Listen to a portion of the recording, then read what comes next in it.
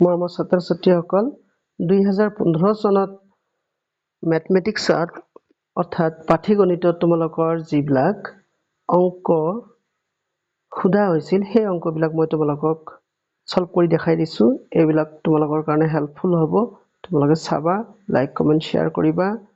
আৰু সাবস্ক্ৰাইব কৰিবলৈ নাপাহৰিবা আমি আৰম্ভ কৰিছো কোৱেশ্চন নম্বৰ 51 এখন বৃদ্ধাশ্ৰমৰ বাবে গোপালে ইমান কিলোগ্ৰাম চাউল সংগ্ৰহ কৰিলে শেষৰে ইমান কিলোগ্ৰাম চাউল কৰিলে যদি তেওঁলোকৰ সৰ্বমুঠ 100 কিলোগ্ৰাম চাউলৰ আৱশ্যক হয় তেন্তে আৰু কিমান চাউল কিনিবলৈ বাকি থাকিল তেনে কি কৰিবা তোমালোকে মুঠ আমাক লাগে কিমান চাউল 100 কেজি চাউল গতিকে 100 ৰ পৰা তোমালোকে মাইনাস কৰিবা First car চাউল গোপালৰ চাউল গোপাল পাইছে 36.5 কেজি এটা 5 কিন্তু দেই আৰু মাইনাস শেষৰ কিমান আছিল 45.5 কেজি জায়গাটো ঠিক হোৱা নাই হয়তো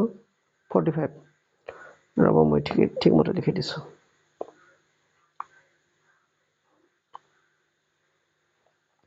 শেষৰ চাউল আছিল তোমালোকৰ 45.5 কেজি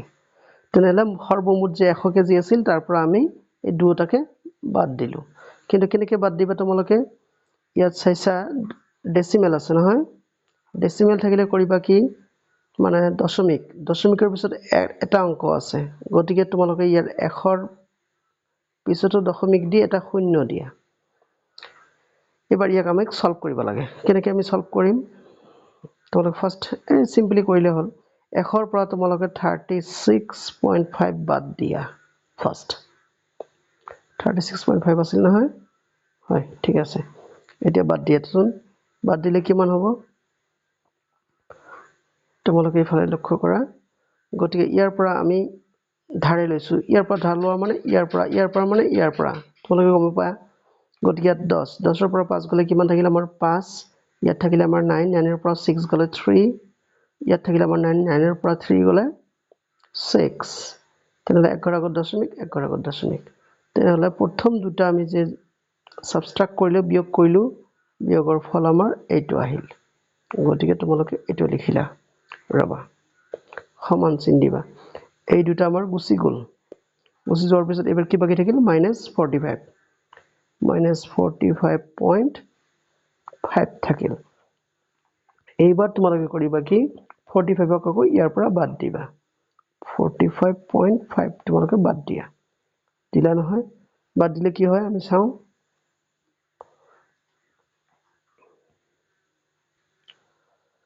বাদ দিলে আমি কি পাম বাৰু ইফালে তোমালোকে লক্ষ্য কৰা এটা 5 ৰ পৰা 5 বাদ দিলে 0 তাৰ পিছত 13 ৰ পৰা ইয়াৰ পৰা এক ধাৰ কৰি লিলা 13 হল 13 ৰ পৰা 5 গলে 8 8 5 13 আৰু ইয়াত থাকিল তোমালোকৰ 5 5 ৰ পৰা 4 গলে 1 মানে 18.0 তানে 18 কেজি থাকিল আমাৰ হয়নে গতিকে এনেকৈ তোমালোকে একদম খুব শৰ্টকাট কৰিব লাগিব সময় বচাব লাগিব পৰীক্ষাত গতিকে এইবিলাক প্ৰেক্টিস থাকিলে তোমালোকৰ সময় অটোমেটিক বাচি যাব নহয় গতিকে তোমালোকৰ 18 কেজি আমাৰ বাকি থাকিল গতিকে অপচনটো আছে নাই চাও এই যে 2 নম্বৰ অপচনটো তোমালোকে লক্ষ্য কৰিব পাৰিছা 18 কিলোগ্ৰাম ফাইন এইটো গল তাৰ পিছত মই কৰি দিছো ৰবা তোমালোকক মুছি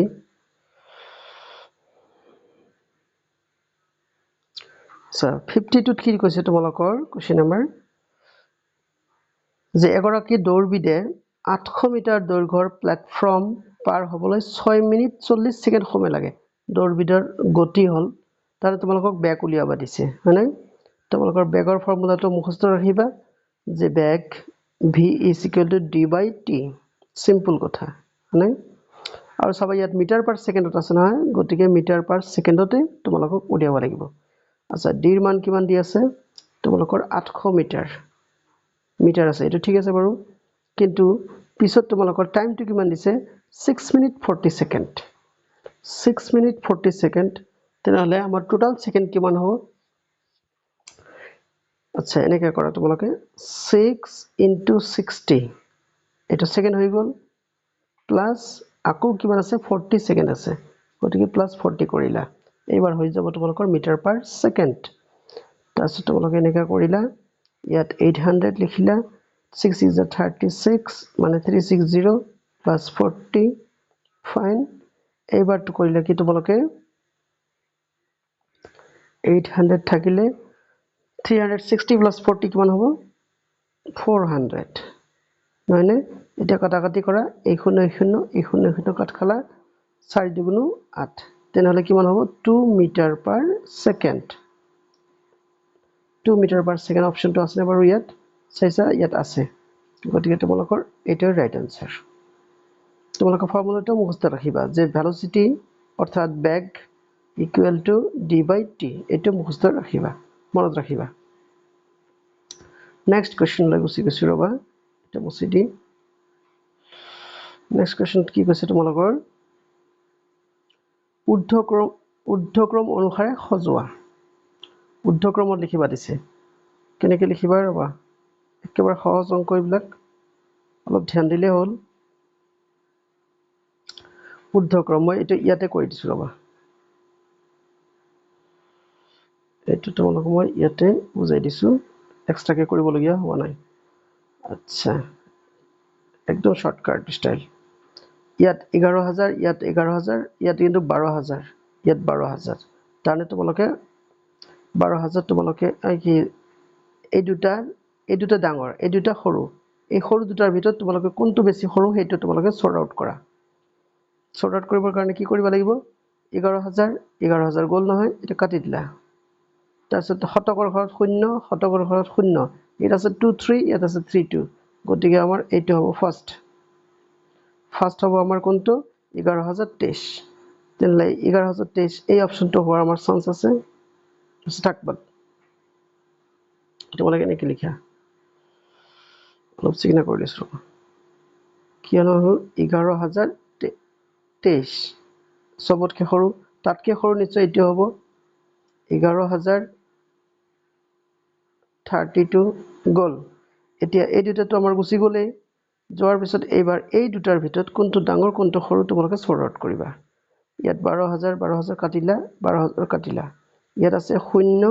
ইয়াত 0 কিন্তু ইয়াত আছে 31 ইয়াত আছে 13 গতিকে 13 টো আমাৰ সৰু সেই কাৰণে 12013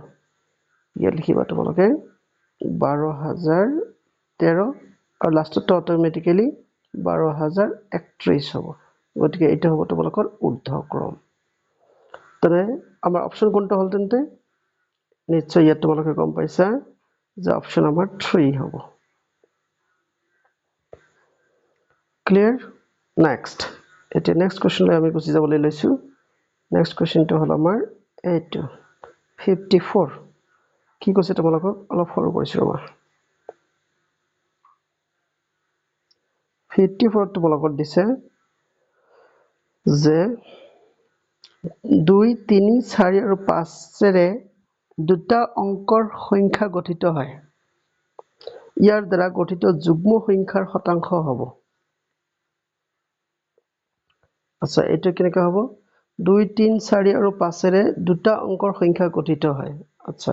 ইয়াৰ দ্বাৰা গঠিত যুগ্ম সংখ্যাৰ শতাংশ হ'ব এটা অলপ টেকনিক্যাল কোৱেশ্চন আছে ৰবা কৰি দিছো আচ্ছা ইয়াত আমাৰ 4টা অংক আছে দুটা অংক বিশিষ্ট সংখ্যা আমাক বনাব লাগে 2 3 4 আৰু 5 ৰে তোমালোকে এনেকৈ কৰিবা ৰবা পুৰা সহজ আচ্ছা 2 3 4 5 ফাৰ্স্টতে তোমালোকে 2 ললা 2 ৰ লগত 3 ললা এটা গল তাৰপিছত 2 ৰ পৰা লগত 4 ললা তাৰপিছত 2 ৰ লগত 5 ললা গল 2 ৰ কাম শেষ এতিয়া 3 ৰ কাম ধৰা 3 ৰ লগত 4 ললা 3 ৰ লগত 5 ললা 3 ৰ লগত 2 ললা ফাইন এইবাৰ তোমালোকে 4 কাম কৰা 4 ৰ লগত 5 ললা 4 ৰ লগত 2 ললা 4 ৰ লগত 3 ললা 4 কাম শেষ এতিয়া তোমালোকৰ আছে 5 ৰ কাম 5 ৰ লগত 2 ললা 5 ৰ লগত 3 ললা এনেকৈ সিৰিয়ালি লবা কিন্তু নহলে উল্টা উল্টা হ'ব আৰু 5 ৰ লগত 4 ললা তেনেহলে মুঠ ইয়াত আমাৰ কেইটা সংখ্যা হল আচ্ছা ইয়াত মুঠ সংখ্যা হল আমাৰ 12টা ফাইন এতিয়া যুগ্ম সংখ্যা উলিয়াব লাগে 24 যুগ্ম 2টা 3টা 4টা 5টা 6টা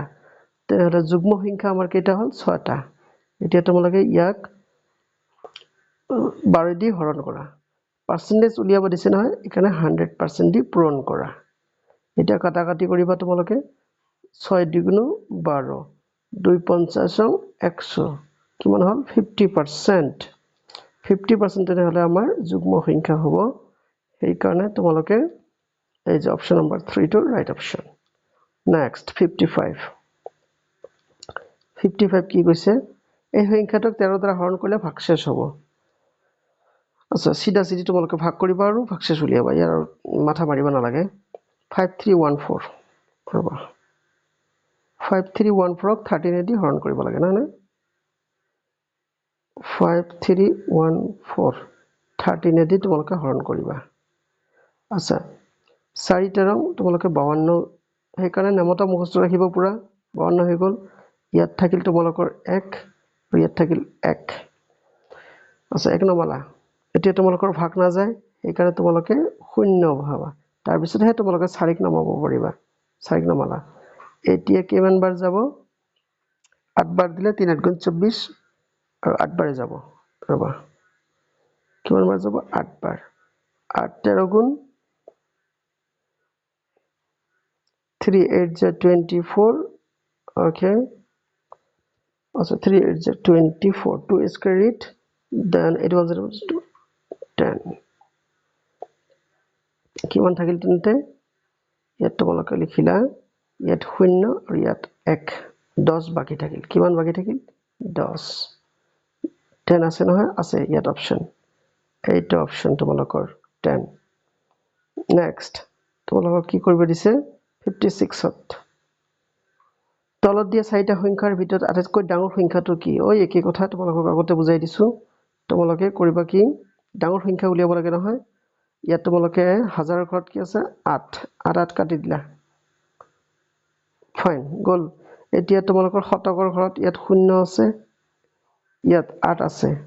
আচ্ছা ইয়াতো 0 আছে এই দুটা তোমালোকে কাটি দিলা তেনেহলে আমাৰ কম্পিটিশন থাকিল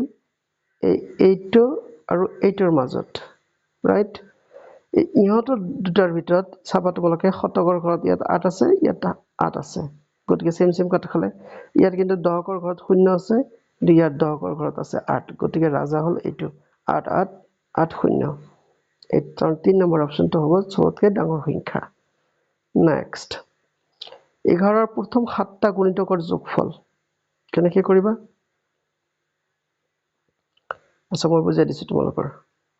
11ৰ প্ৰথম 7টা গুণিতক তোমালোকে কৰিবা এই 11 লিখিলা তাৰ পিছত পূৰণ দিবা 7টা গুণিতক প্ৰথম 7টা যদি কৈছে নহয় 1 ৰ পৰা 7 লৈ তোমালোকে লিখিবা 1 2 3 4 5 6 7 পুৰা লিখিলা লিখাৰ পিছত এইবাৰ তোমালোকে যোগ কৰিবা ফৰ্মুলা আছে যদিও ফৰ্মুলা লৈ গলে মাথা খেলিমেলি হ'ব পাৰে নালাগে গতিকে 11 ইনটু যোগ কৰি দিয়া কেনেকৈ যোগ কৰিবা যোগ কৰোতে আকৌ তোমালোকে সহজ বুদ্ধি এপ্লাই কৰিবা 3 আৰু 7 কিমান হৈ গল 10 হয়নে 4 আৰু 6 10 হয়নে তাৰ পিছত হ'ব কি তোমালোকৰ বাকি থাকিল 1 + 2 3 3 + 5 8 থাকিল নাই 8 ফাইন এইবাৰ কিমান হল তোমালোকৰ ৰিজাল্ট 11 পূৰণ 10 10 20 20 আৰু 28 28 হল নহয় 28ক তোমালোকে 11 দি পূৰণ কৰা 28 পূৰণ 11 কেনেকৈ লিখিবা এই 28 11 কাটিলা 28 নাই তাৰপিছত 8 0 3 মানে 308 কিমান হ'ব 308 এনেকৈ শৰ্টকাট কৰিবলৈ চেষ্টা কৰিবা 308 আছে নে নাই আছে নিশ্চয় গতিকে এইটো তোমালোকৰ 2 নম্বৰ অপচনটো হল ৰাইট অপচন নেক্সট তোমালোকক 58 অংকটো কৰি তোমালোকৰ ভিডিওটো বন্ধ কৰি দিছো নহলে দীঘলীয়া হ'ব দশমিকৰ সমতুল্য হ'ব সমতুল্য উলিয়াব দিছে আচ্ছা এইটোক মই তোমালোকক অলপ বেলেগ ষ্টাইলত অলপ বুজাব চেষ্টা কৰিম এই নালাগে দিয়া হ'ব ঠিক আছে আমি ডাইৰেক্ট লসাগু উলিয়াই তাৰ পিছত এইটো কৰিম সহজ ষ্টাইলতে হ'ব লিখিলা তোমালোকে 2/5 plus 3/25 plus 1/4 তেনেহ'লে আমাৰ হৰবিলাক যে আছে 5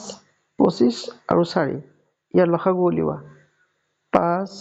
25 আৰু 4 ইয়াৰ লসাগু কেনেকৈ উলিয়াবা 5 দি দিবা তোমালোকে 5 1 গুণ 5 5 5 গুণ 25 4 নাযায় 4 এনেই থাক এতিয়া তোমালোকে পূৰণ কৰা পূৰণ কৰিলে কিমান হ'ব 5 1 গুণ 5 5 5 গুণ 25 5 4 গুণ 25 4 গুণ 20 100 কি হৈ গ'ল তোমাৰ 100 আমাৰ লসাগু হ'ল 100 ফাইন এবাৰ এইটো মুছি দিছোঁ ৰ'বা 100 100 যেতিয়া লসাগু হ'ল এইটোক দি যদি এইটো তোমালোকে হৰণ কৰি 20 বাৰ যাব 20 দুগুণ 40 ফাইন 25 দি হৰণ কৰিলে 4 বাৰ যাব 4 3 গুণ 12 আৰু 4 দি হৰণ কৰিলে 25 বাৰ যাব 25 1 গুণ 25 ফাইন এতিয়া তোমালোকে চিধা যোগ কৰিলে হৈ গ'ল একদম শৰ্টকাট কৰিবা আচ্ছা 0 2 5 কিমান হ'ল 7 তাৰপিছত 4 আৰু 1 5 হয় 5 আৰু 2 7 77 77 হ'ল নহয় এতিয়া তোমালোকে কৰিবা কি তোমালোকে লক্ষ্য কৰিছিলা 77 লিখা 1 ৰ পিছত দুটা শূন্য আছে গতিকে 2 ঘৰ আগত দশমিক দিলা নং উঠা দেখা যায় এটা শূন্য বহাই দিলা 0.77 0.77 আছে নহয় ক'ত আছে এক নম্বৰ অপশ্যনটো আছে চাইছা গতিকে তোমালোকৰ ৰাইট এনসাৰ এইটোৱে তোমালোকে এইবিলাক ফলো আপ কৰিবা ফলো আপ কৰি এনেধৰণৰ অংকই আহে তোমালোকক বিশেষ তোমালোকৰ নতুনত্ব দুই এটা আহিব পাৰে সেইবিলাক তোমালোকক ট্ৰেইন কৰা হ'ব সেইবিলাকৰ বিষয়ে গতিকে তোমালোকে লাইক কমেণ্ট শ্বেয়াৰ কৰিবা আৰু মোৰ ভিডিঅ'বিলাক চাই থাকিবা ছাবস্ক্ৰাইব কৰিবলৈ চেষ্টা কৰিবা চোৱাৰ কাৰণে ধন্যবাদ